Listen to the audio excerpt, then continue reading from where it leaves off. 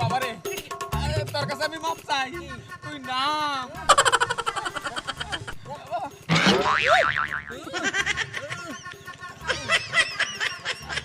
নাম তুই নাম বাবারে